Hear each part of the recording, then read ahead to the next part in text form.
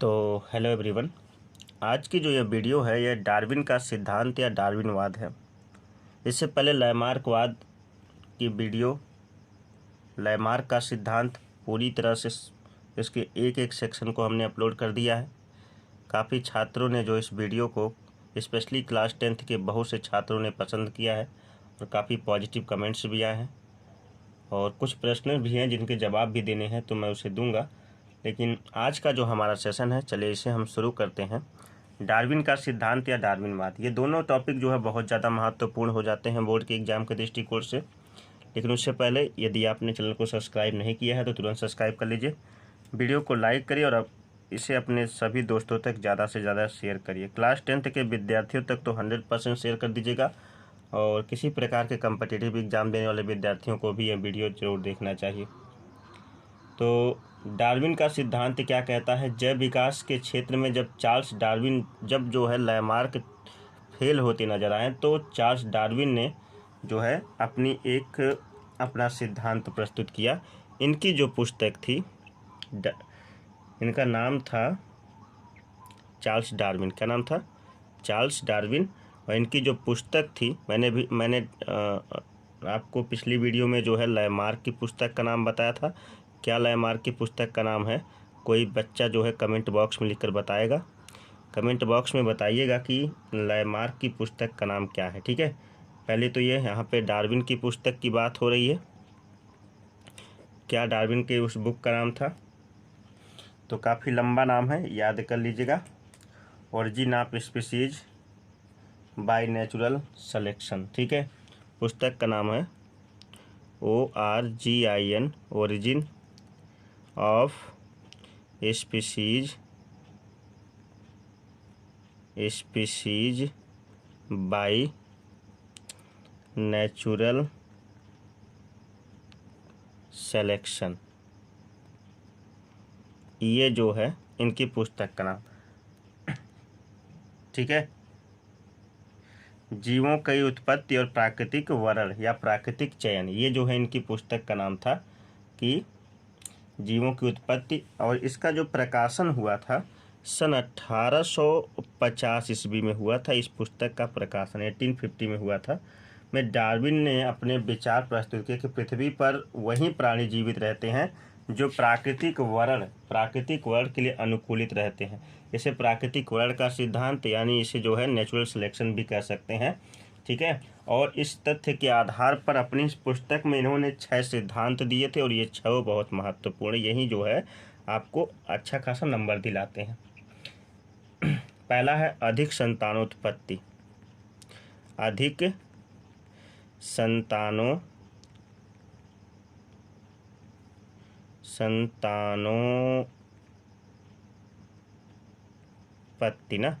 अधिक संतानोत्पत्ति। दूसरा जो सिद्धांत है जीवन संघर्ष।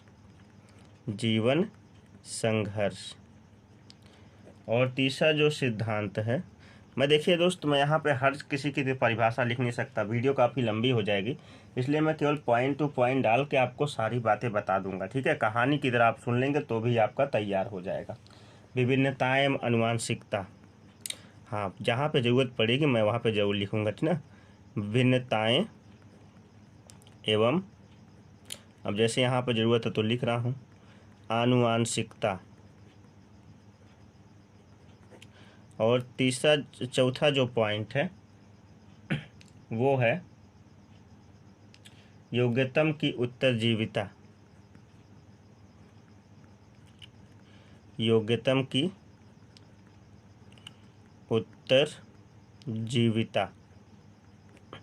पांचवा पॉइंट है वातावरण के प्रति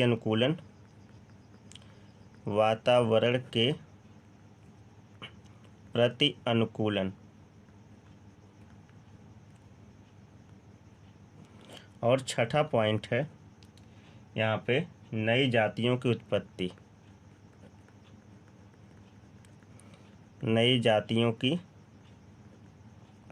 उत्पत्ति। वीडियो को लाइक कर दीजिए सब लोग और चैनल को सब्सक्राइब कर लीजिएगा। और हाँ, मैंने कहा ना सेशन लंबा होने वाला, थोड़ा सा अपने साथ खाने पीने के लिए जो भी सामग्री उसको लेकर बैठा करिए। ठीक है, चलते हैं। सबसे पहले डार्विन के तथ्य जो भी थे, उन्होंने अपने पुस्तक जो origin of species by natural selection था, जो 1850 ईस्वी में प्रकाशित हुई थी, उसके आधार पर जीवों की उत्पत्ति के 6 जो है जीवों के विकास के 6 क्रम को दर्शाया। पहला जो था अत्यधिक संतानोत्पत्ति थी। दूसरा सिद्धांत इनका जीवन संघर्ष। तीसरा जो है विभिन्नताएं, और फिर योग्यतम उत्तरजीविता, वातावरण अनुकूलन, नई जातियों की उत्पत्ति। तो जो पहला है अधिक संतानोत्पत्ति, इसकी कहानी सुनिएगा। मैं केवल यहाँ पे आपको बता ही सकता हूँ, लिखवाऊँगा नहीं पूरा, ठीक है। तो पहला जो पॉइंट इसकी कहानी है कि प्रत्येक जीव अपने ही जाति के बनाए रखने के लिए संतानोत्पत्ति करता है, ठीक है ना। और यह प्राकृतिक नियम है कि अपने जैसे जीवों को हर कोई जीव क्या करता है, जन्म देता है, ठीक है। उदाहरण के लिए एक खरगोश वर्ष भर में 4 से 6 बच्चे पैदा करता है, और वहीं पर देखा जाए तो, ठीक है। और जो घरेलू मक्खी है एक बार में 120 अंडे देती है, अधिक से अधिक धीरे धीरे बढ़ रहे हैं। और समुद्र में पाए जाने वाले सीपी एक बार में 6 करोड़ अंडे, लगभग 6 करोड़ अंडे प्रतिवर्ष देती है। और स्कैरिस जो होता है वो 2 करोड़ 70 लाख अंडे लगभग जो है प्रतिवर्ष देती है। एक तारा मछली 1 लाख अंडे। ड्रोसोफिला मक्खी जो होती है प्रति 20 लाख प्रति माह देती है अंडे, एक माह में 20 लाख अंडे दे देती है। इस प्रकार से देखा जाए तो मैं थोड़ी सी चीज़ें लिख देता हूँ, जैसे ध्यान दीजिएगा। यहाँ पे खरगोश जो है, खरगोश एक वर्ष में 4 से 6 बच्चे देता है, वर्ष में देता है, वर्ष में ही बात हो रही है। और उसके बाद अगर घरेलू मक्खी देखा जाए, घरेलू मक्खी तो 6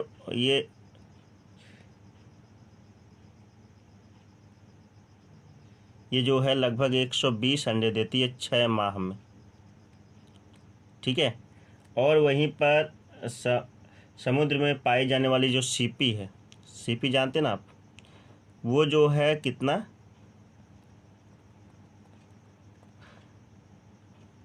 60 करोड़ अंडे देती है। जबकि स्कैरिस जो होती है,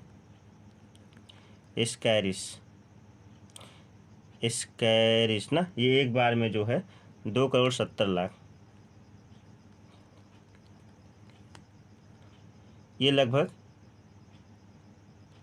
2 करोड़ 70 लाख अंडे दे देती है। तारा मछली वहीं पर कितना दे देती है, 1 लाख अंडे देती है। और वो भी जो ड्रोसोफिला फल मक्खी होती है वह प्रति माह 20 लाख अंडे देती है। कहा जाए यदि इन सभी अंडों के बच्चे उत्पन्न हो जाते हैं तो पृथ्वी पर पैर रखने भर की जगह हम लोगों को नहीं मिलेगी, ठीक है ना। प्राकृतिक चुनाव, यदि इन सभी अंडों के बच्चे उत्पन्न हो जाए तो पृथ्वी पर हम सभी को पैर रखने की जगह कहीं पर मिलेगी नहीं। लेकिन क्या होता है कि पृथ्वी पर वही जीव जी पाते हैं, डार्विन के अनुसार वही जीव पृथ्वी पर क्या हो सकते हैं, जीवित रह सकते हैं, जो पृथ्वी की वातावरणीय परिस्थितियों को झेल पाएँ, ठीक है ना। अब नंबर 2 है जीवन संघर्ष। जीवन संघर्ष जीवों में अत्यधिक संतानोत्पत्ति की क्षमता के कारण जनसंख्या बढ़ती है, और जनसंख्या बढ़ने के साथ साथ आवास यानी रहने के स्थान, भोजन और वातावरणीय कारकों, ताप, नमी, आर्द्रता जिसको हम कहते हैं, आदि के प्रति जो है जीवों में संघर्ष उत्पन्न हो जाए। आज भी है, खाने के लिए संघर्ष है, रहने के लिए संघर्ष है, हर एक कार्य के लिए आज भी क्या है, जीवों में संघर्ष पाया जाता है ना। तो ये संघर्ष 2 तरह का हो सकता है। तो नंबर 2 पॉइंट है जीवन संघर्ष। और जीवन संघर्ष में जीवन संघर्ष 2 प्रकार का है। जीवन संघर्ष, और ये जो संघर्ष है ये कितने प्रकार का है, 2 प्रकार का। पहला है अंतःजातीय, अंतःजातीय संघर्ष। दूसरा है अंतर्जातीय संघर्ष।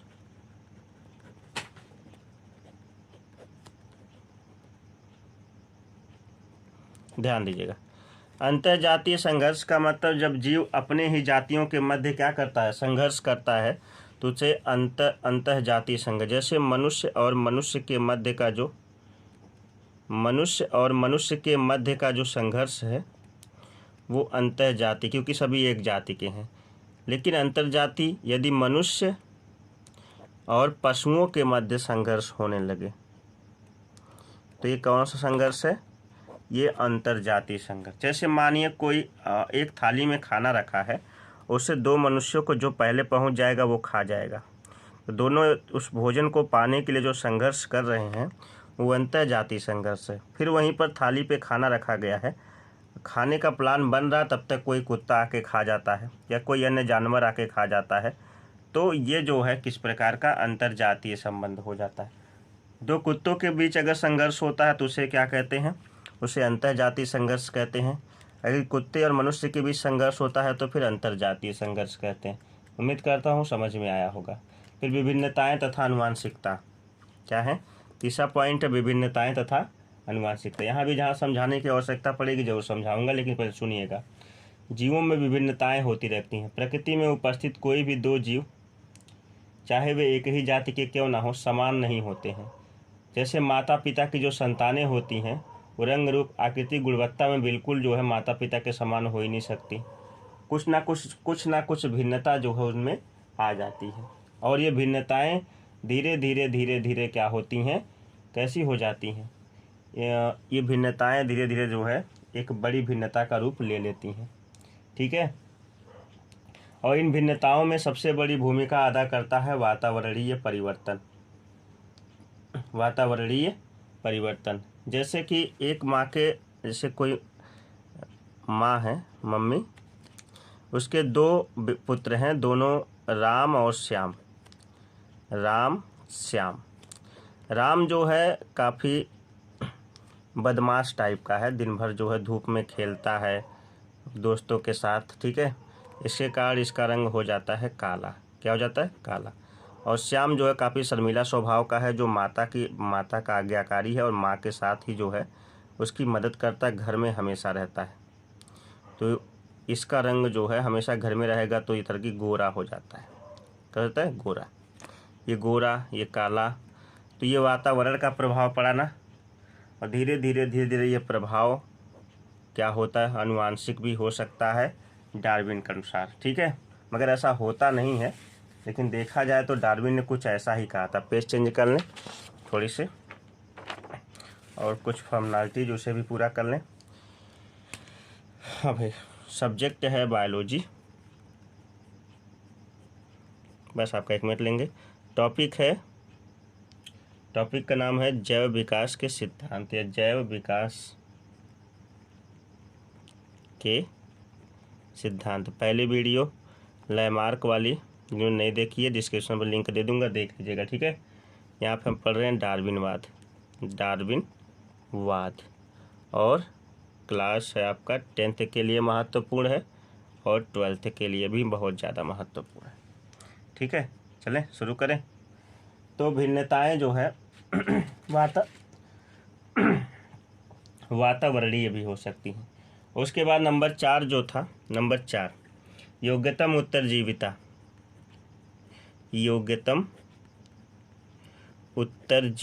था ना। इस योग्यतम उत्तरजीविता में क्या डार्विन ने बताया? उन्होंने कहा यहाँ पर योग्यतम का तात्पर्य जो है अनुकूलतम से है। आप जानते हैं कि अत्यधिक संतानोत्पत्ति काल पृथ्वी पर उपलब्ध सीमित भोजन आवास में संघर्ष रहता है।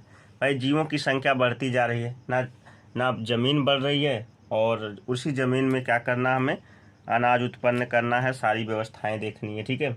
तो ये सभी तो सीमित है, मगर हमारी जो जनसंख्या वो सीमित तो नहीं है। इसके कारण उतने के लिए ही लोगों के मध्य क्या हुआ है? संघर्ष लगा हुआ। जैसे मैंने कहीं पर कोई ज़मीन अगर बिक रही है, देखिए उसके कितने खरीदार आ जाते हैं, बहुत सारे आ जाते हैं, है ना। तो वही देखिए वहीं पर क्या हो जाता है, पैसे को लेकर के एक दूसरे में क्या हो जाता है? संघर्ष हो जाता है। ठीक है। तो इस संघर्ष में केवल वही जीव सफल होते हैं जिनकी अधिकांश विभिन्नताएं वातावरणीय दशाओं के अनुकूल होती हैं। मतलब यहाँ ज़मीन वाली बात नहीं है, यहाँ पे जीव वही जो है क्या होता है? सफल होता है, जो वातावरण के अनुसार अपने आप को ढाल पाता है। इन्हीं जीवों के संतानें स्वस्थ होती हैं और जो है उनका वंश चलता रहता है। ठीक है, वातावरणीय परिस्थितियों के अनुरूप ढालने में जो असफल हो जाते हैं वो धीरे धीरे क्या हो जाते हैं, लुप्त हो जाते हैं। कहने का मतलब जो ज़मीन का दाम चुका पाता है, जो भी मांगा गया है, जो रिक्वायरमेंट जो पूरा कर लेता है वही इस ज़मीन को ले लेता है, जो नहीं पूरा कर पाते वहाँ से दफा हो जाते हैं। ठीक है, वातावरण के प्रति अनुकूलन अगला जो है टॉपिक था, पांचवा जो था वातावरण के प्रति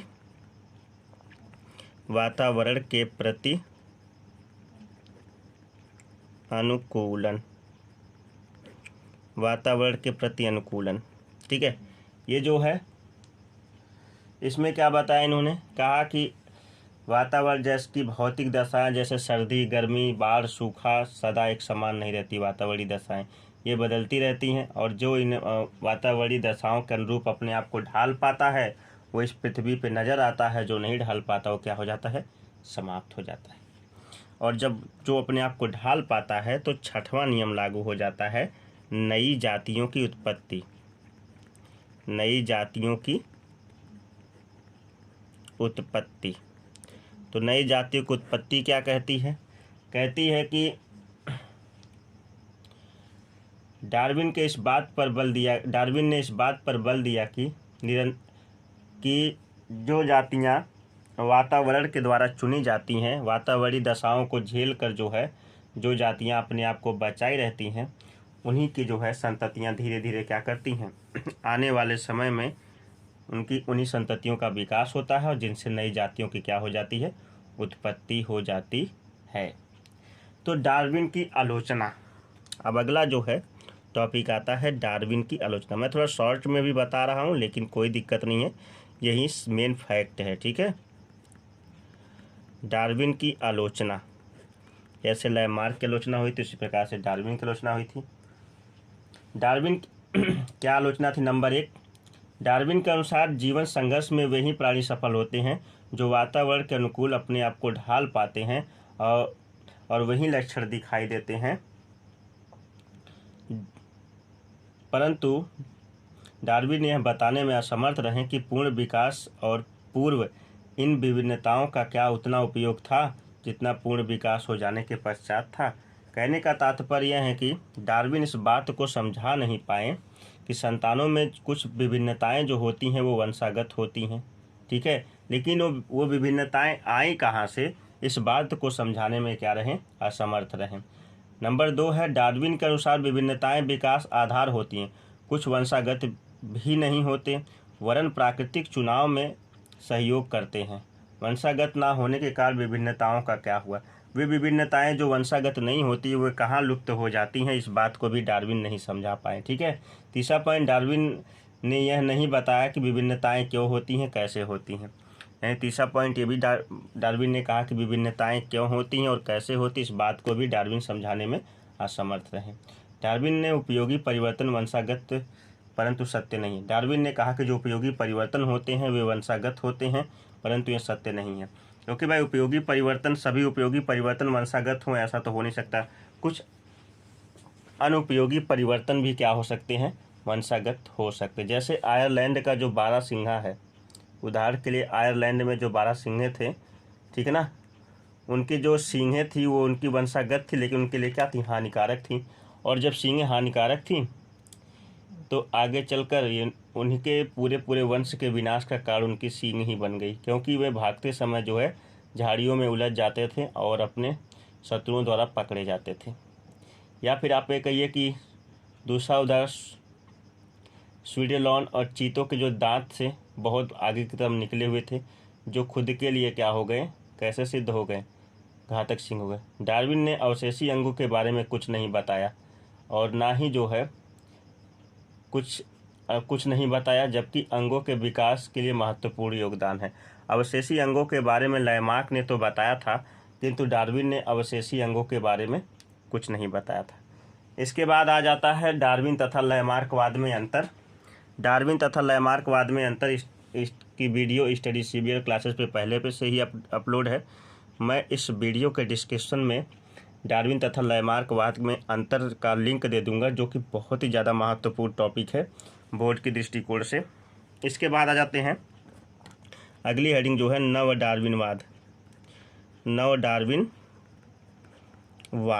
अब नव डार्विनवाद, नया डार्विनवाद, जैसे नव लैमार्कवाद पढ़े थे वैसे ही नव डार्विनवाद भी पढ़ेंगे।